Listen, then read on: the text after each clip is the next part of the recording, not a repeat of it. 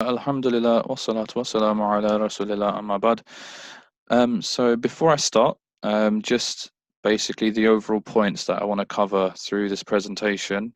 This presentation is less about the politics and the international resolutions and is more about the results of those politics. So this presentation is going to show you the bare facts of what has happened in Kashmir since India dropped its mask of democracy in 1987 and 89.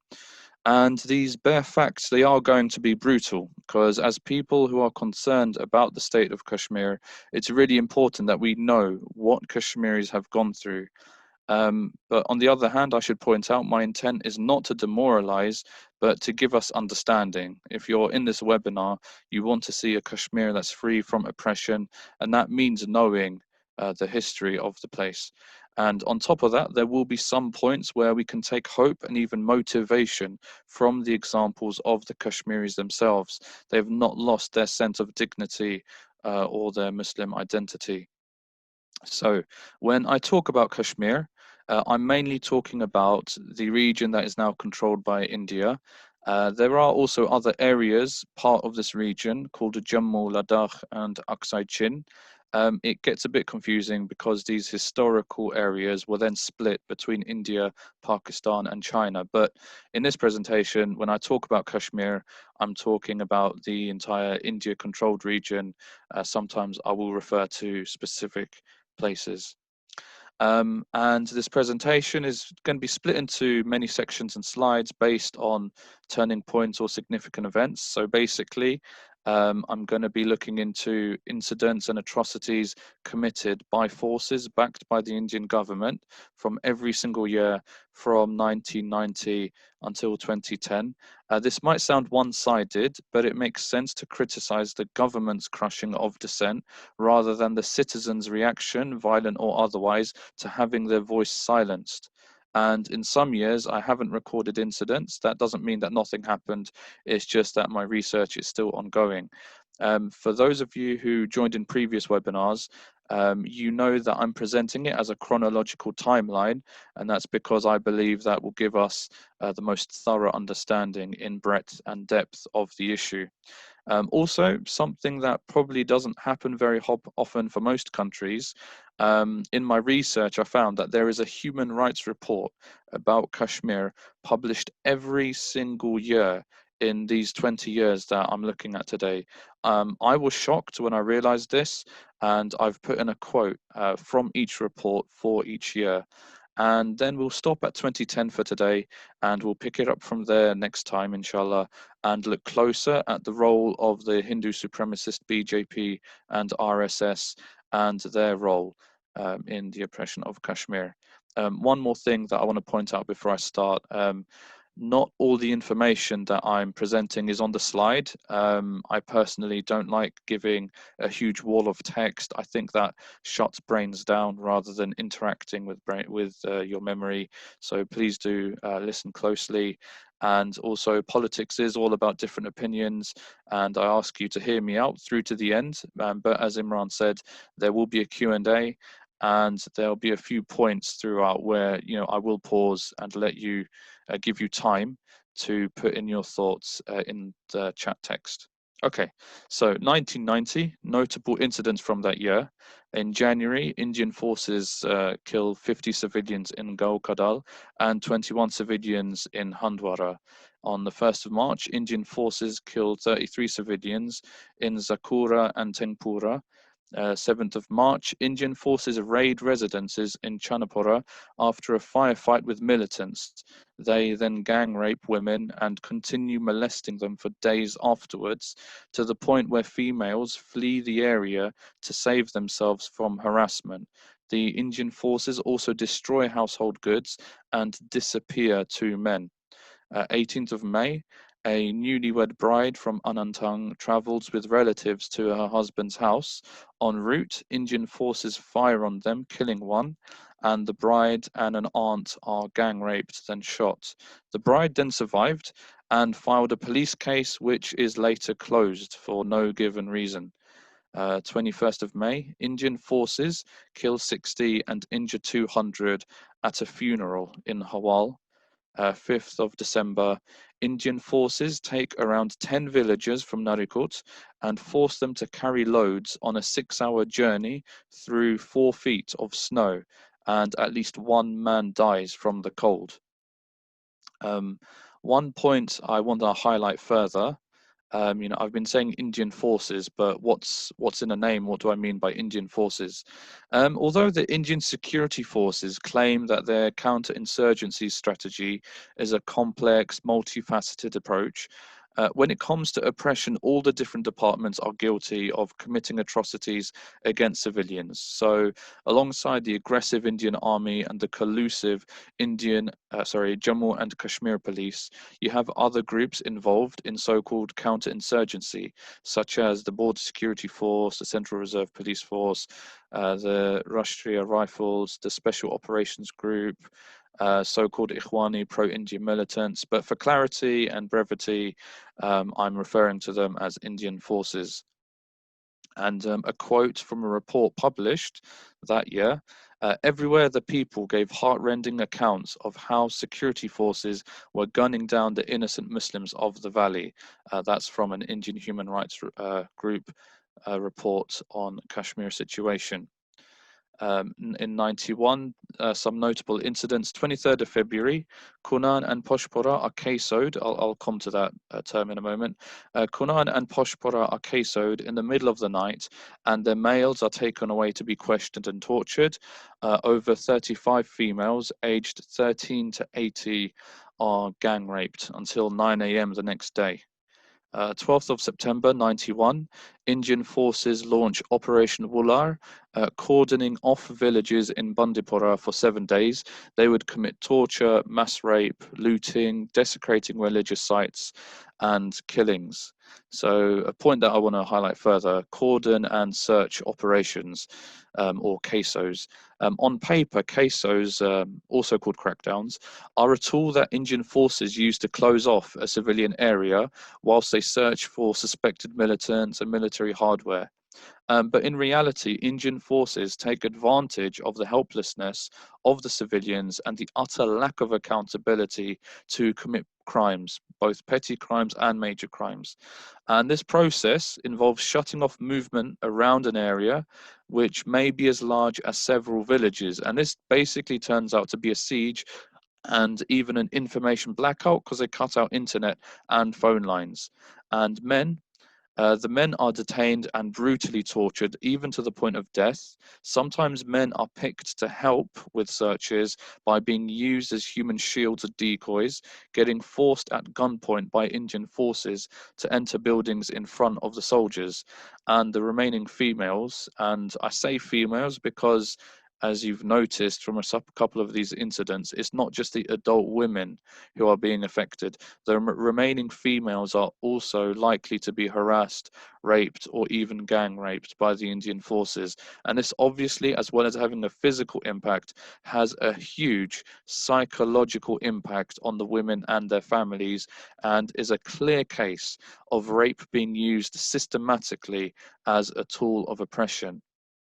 And during searches, residences may be destroyed, private property and cash is often looted by the Indian forces, and CASOs are supposed to only take part in daylight, but many would start in the middle of the night.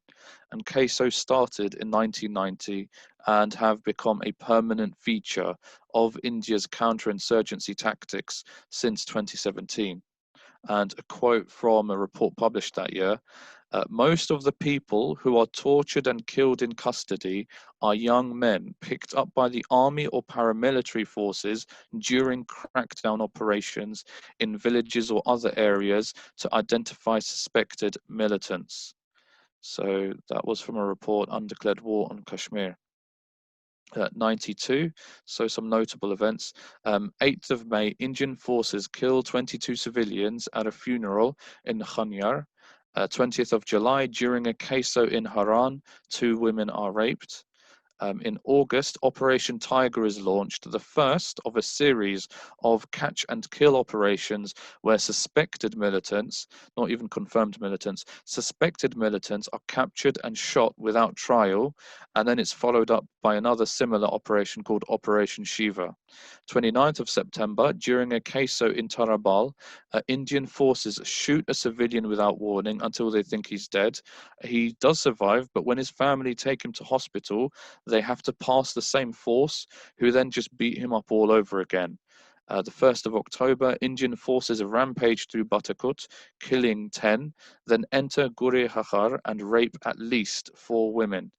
10th of October, during a queso in Shopian, 6 to 9 females, aged between 11 to 60 years old, are gang raped by Indian soldiers.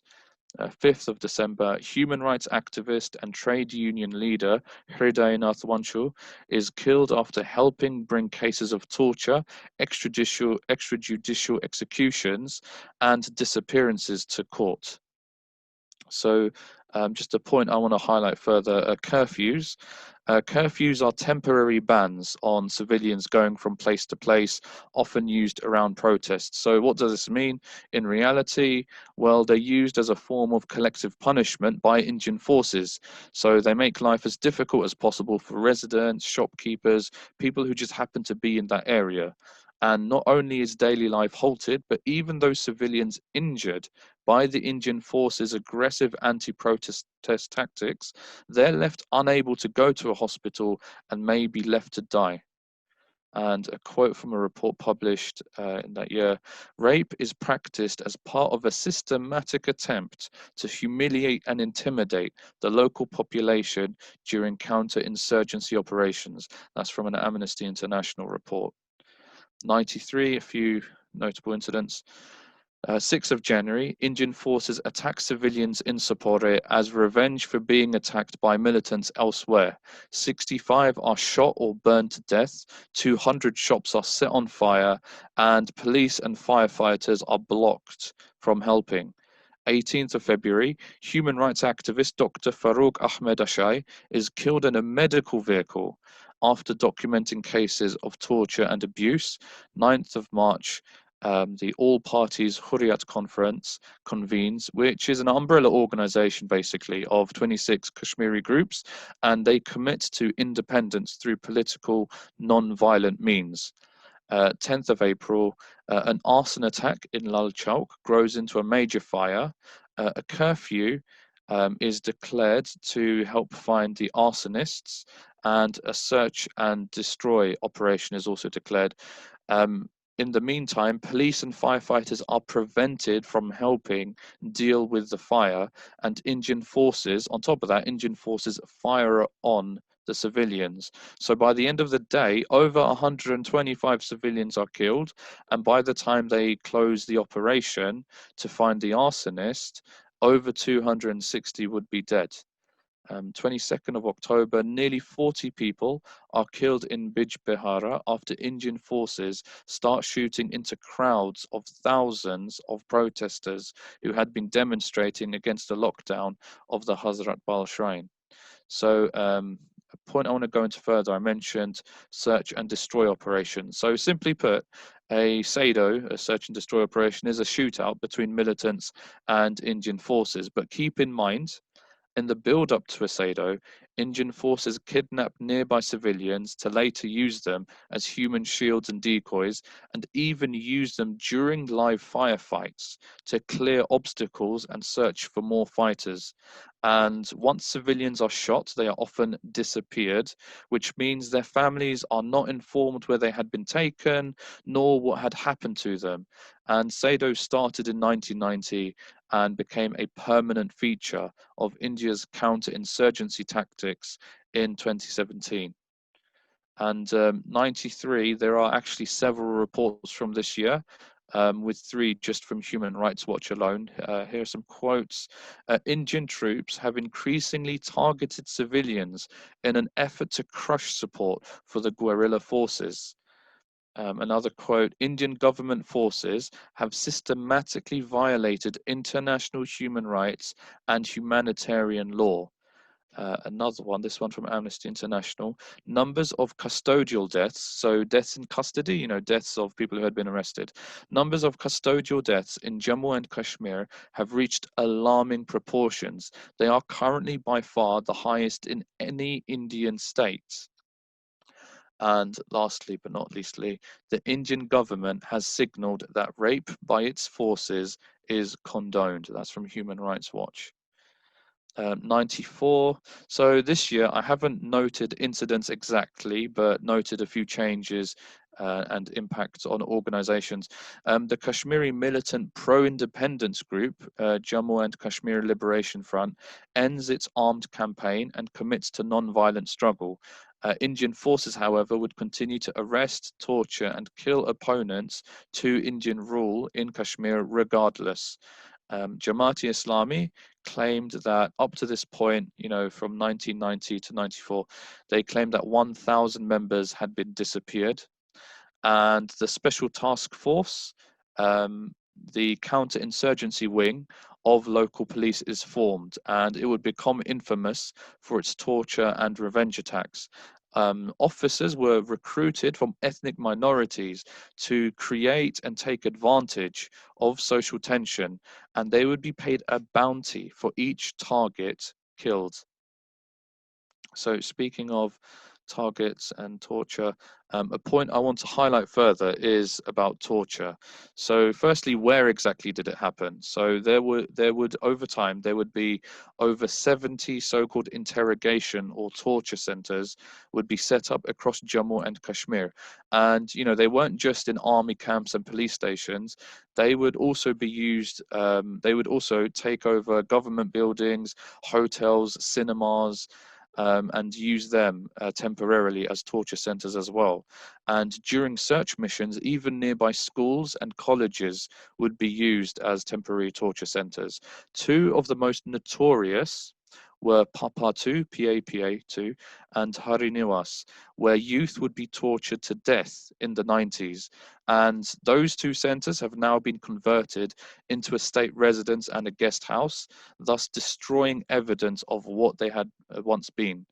And on screen, I've listed some of the torture methods used, but the ones that really stood out to me were crushing legs with rollers, dunking heads in chili infused water, forcing objects into the victim's rectum, plucking their nails, their fingernails and their toenails, skinning the victims. We're getting really medieval here. Skinning the victims, stretching the victims' limbs, trampling over victims. And a quote from that year: third degree or torture methods have not been abandoned. It is in vogue. So this is from the chairman of India's National Human Rights Commission, and he's just openly and very fairly admitting that torture is happening and it's in vogue. In vogue means that it's fashionable. All the police forces are doing it. The next year, 95. So 31st of May, during a 2-month standoff against militants, Indian forces burned down an important shrine in Chirari Sharif. And obviously this wasn't the only incident that year. A point that I want to highlight further, having mentioned police in a previous slide. So sub-jails, and police would create sub-jails attached to their stations, blurring the line between judicial remand and police remand. So judicial remand being an arrest based on a charge, and a police remand being a sort of a temporary while they're waiting to be processed by the courts. So by blurring that line, they can hide, the police can hide the people in the sub-jails from judicial scrutiny. And with this deception in place, sub-jails are then often used for unjustified detention, torture, or even murder. There were a couple of reports this year. The brutality of torture in Jammu and Kashmir defies belief. It has left people mutilated and disabled for life. That's from Amnesty International. And another one from Amnesty International in a second report. Security forces operating in Jammu and Kashmir believe they can act with total impunity. Okay, so we're a quarter of the way through. I know it's been heavy going, but I wanted to give you a moment just to reflect on what you've heard so far. For some of you, maybe this is, you've known about this through your personal experiences, through your family and friends' experiences. For some of you, this might be the first time that you were hearing about this. When I was researching, for me, this was the first time. And for me, it was, there's a lot of stuff that I have, dropped out in terms of incidents and information, because I wanted this presentation to be, not too heavy and still understandable. I didn't want to just list off loads and loads of incidences. But yeah, does anyone have any thoughts? Please do feel free to drop them in the chat, and I will pick them up when I get to the Q&A at the end. A comment from Ahmed: these are damning injustices, sadly. Yeah, can't say it more simply than that myself. Okay. And just a reminder that, the point of this presentation is I want to show you what the consequences have been of India crushing Kashmiri democracy, which is what the previous two presentations were about.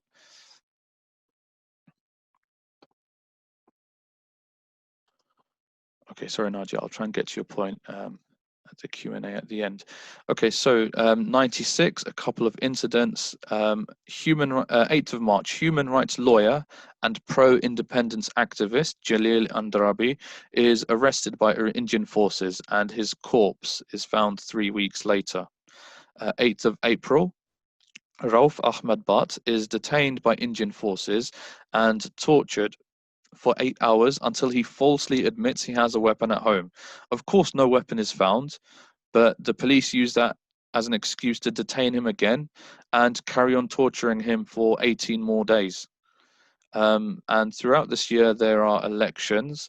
And after another rigged election with a turnout of 10% in some areas, 10%, the winning party brings pro-Indian militants into the formal chain of command by remaking these ex-militants into so-called special police officers. And many of these ex-militants would never face any charges for their brutal deeds in the past. On top of that, some of them would even go to stand in future elections. And meanwhile, after this election is over, 130 people would be killed in custody in the first 6 months of this new administration. So I mentioned pro-India militants, so that's a point I just want to go into further. Despite India's attempts at blocking their brutality of Kashmiris from international view, word managed to get out anyway, and India eventually faced international outcry. However, their response was not to curb their enthusiasm for tyranny, but to delegate it outside of official hierarchy. So what you would see from about 1995 onwards, pro-Indian militant groups spring up around Jammu and Kashmir, nicknamed Ikhwanis by the locals. They would commit horrific brutalities in order to reduce Kashmiri support for resistance and independence. So not only would they face no accountability from the Indian authorities, these militants would also accompany official Indian forces on casos and carry out assassinations that were of a political advantage to India. And there were several reports published that year. One quote: Indian forces have in effect subcontracted some of their abusive tactics to groups with no official accountability. That's from Human Rights Watch. Kashmir, the site of the most severe abuses by security forces and armed militant groups. So that's from a Human Rights Watch. That's talking about India as a whole, and they've highlighted what Kashmir is facing. And another quote that I found very motivating: Kashmiris are insisting on their right to determine their own future.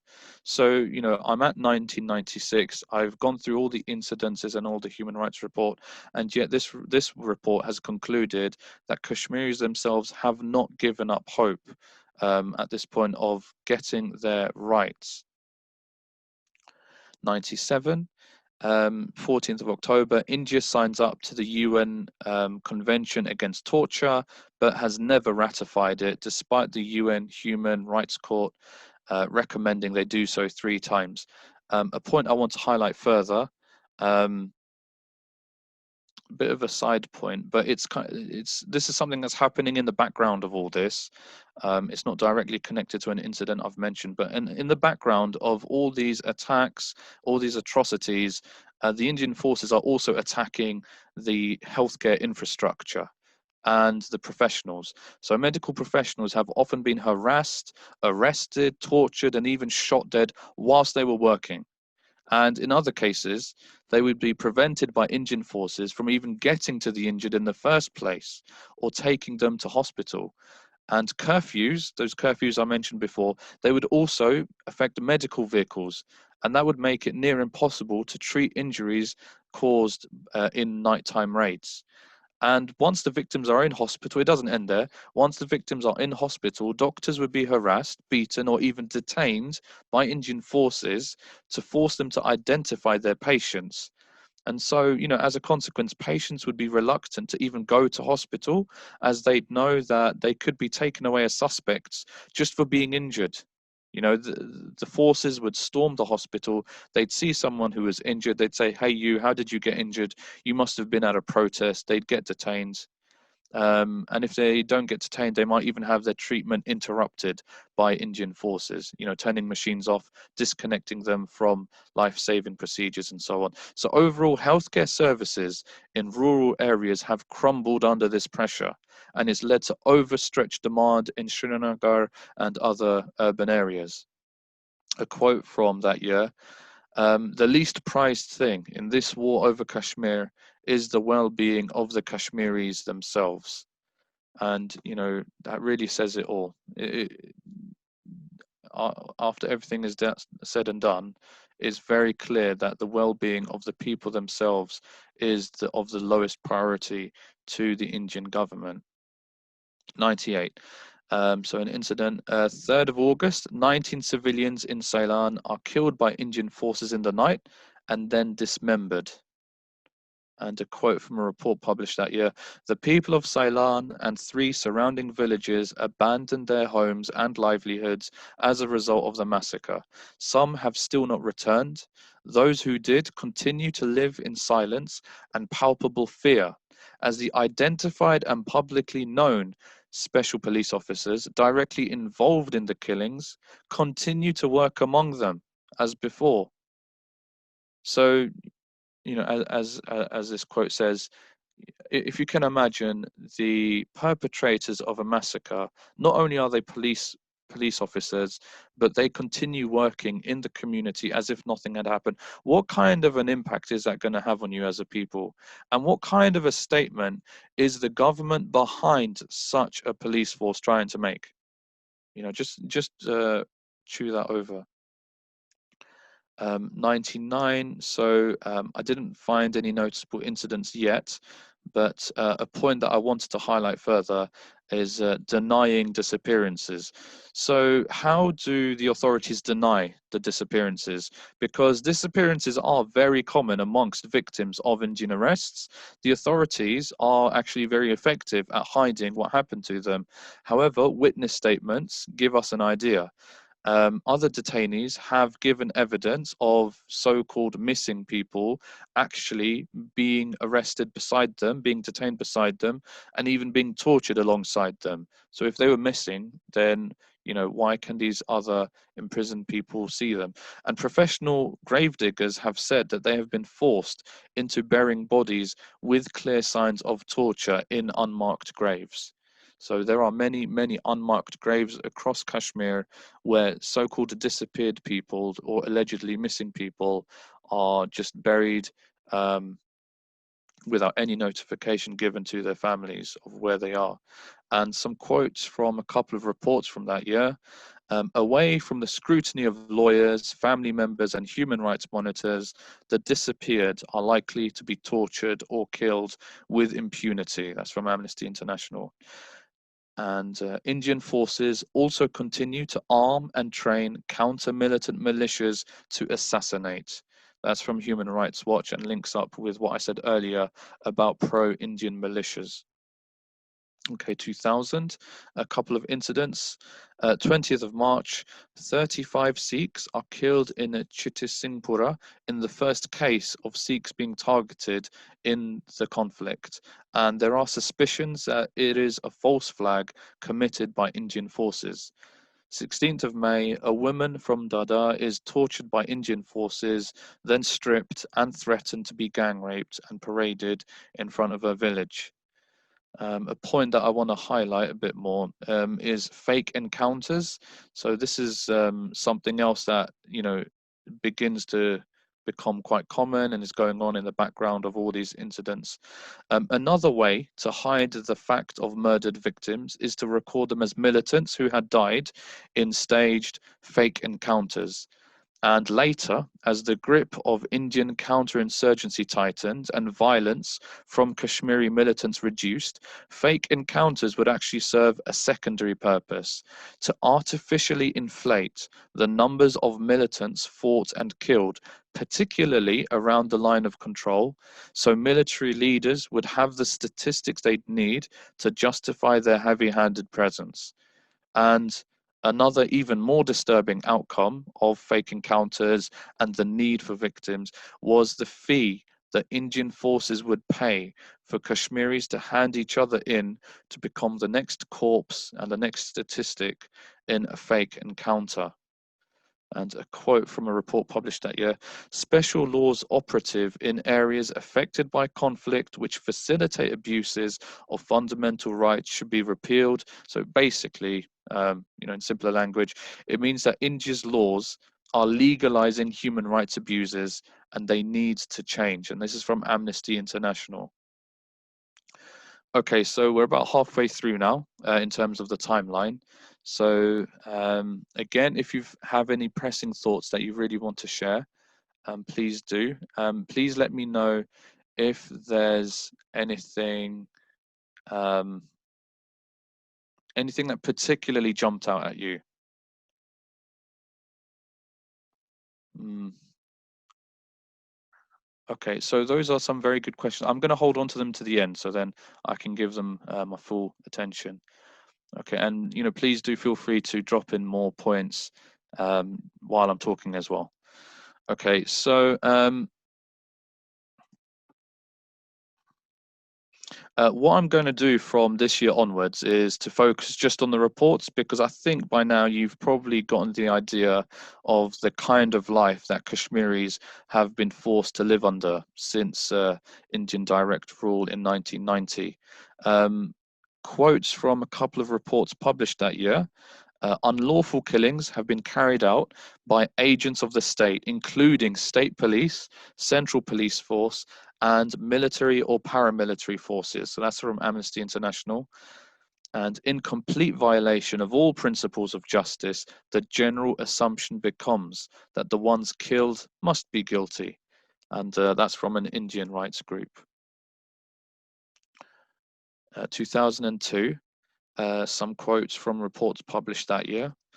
After the unresolved killing of several human rights activists in the state, those who continue working undertake their legitimate work at great risk to themselves and their families. So Amnesty International pointing out that, it's not just civilians, journalists, and so on being killed. It's even people who are just trying to write up human rights reports, trying to collect the evidence. Nobody's safe from India's desire to crush and control Kashmir.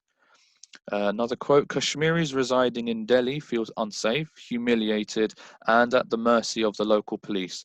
Okay, this might seem a bit random. Why am I talking about Kashmiris in Delhi? But I included this point to highlight something that I have said in an earlier presentation. India sees Kashmir and treats Kashmir as an enemy state. And this report is from 2002. And the behavior of the Indian government since 2002 clearly shows that this attitude remains. Okay, 2003.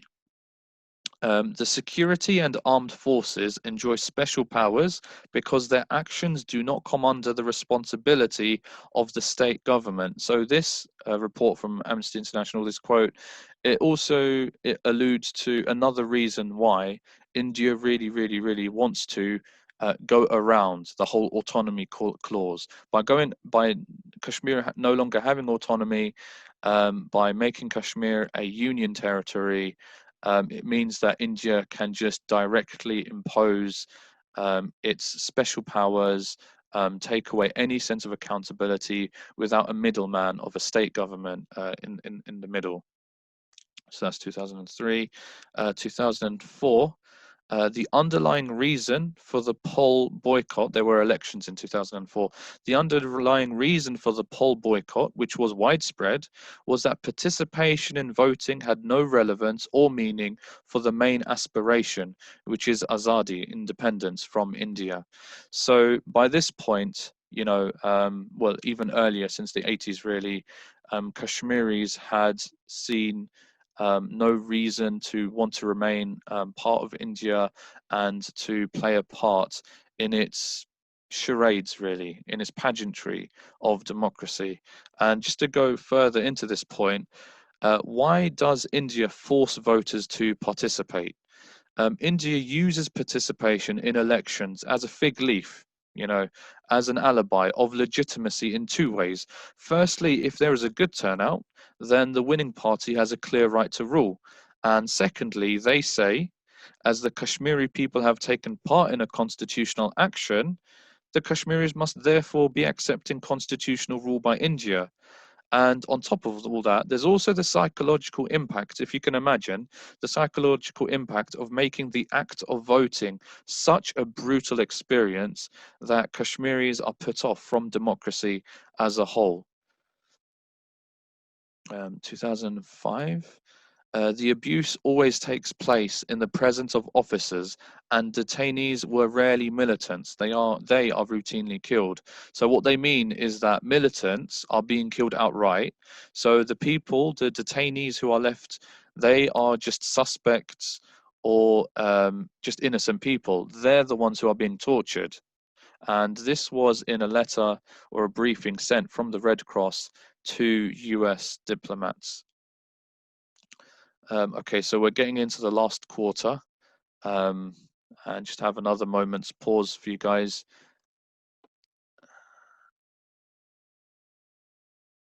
Okay, so Inaya, Insha, and others who have to drop out, Assalamu alaikum, thanks for your time.